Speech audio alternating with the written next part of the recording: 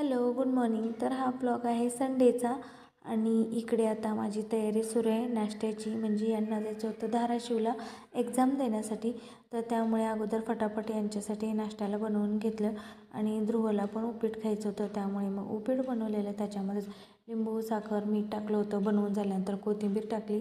तर असं आंबट, तिखट, गोड उपीट सर्वांनाच आवडतं. पण अगोदर ध्रुवला आणि यांना दिलं आणि ध्रुवचं इकडे वाचन पण चालू होतं. थोडासा अभ्यासही करतो सकाळ सकाळी.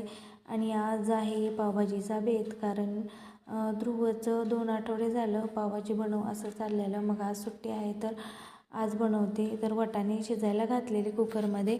तोवर इकडे आज मी जाऊन खारी टोस्ट पण घेऊन आलेली, कारण पावाची लादी आणायची होती बेकरीमधून येताना. खूप दिवस झाले मग खारी टोस्ट पण नव्हते, तर ते पण घेऊन आले. आणि आज मी खारी टोस्ट म्हणजे चहा असल्यामुळे खारी टोस्टसोबत खाल्लं.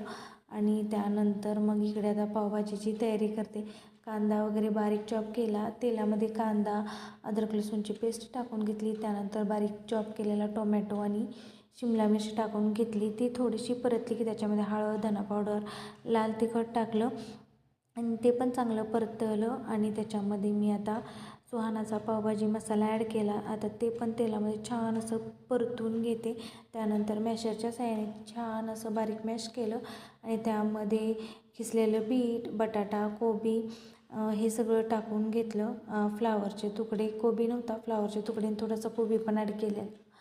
तर ते सगळं मिक्स केलं. वाटाणा शिजलेला तो पण टाकून घेतला. पावभाजी मस्तपैकी शिजून झाली. रवीच्या साहाय्याने छान घोटून घेतली आणि दुसऱ्या पातेल्यामध्ये काढून घेतली. पावभाजी तयार झाली. त्यानंतर पाव पण गरमागरम तव्यावरती तूप लावून छान असे शेकून घेतले. पण तवा जास्त गरम झाल्यामुळे पहिल्यांदा टाकलेले पाव जे होते पहिल्या स्टार्टिंगला ते थोडेसे करपले. तर इकडे ध्रुवला आणि आरूला पण भूक लागलेली, तर इकडे ध्रुव पाणी पिण्यासाठी आलेला आणि इकडे ध्रुवला आणि आरूला पावभाजी वाढवून दिली.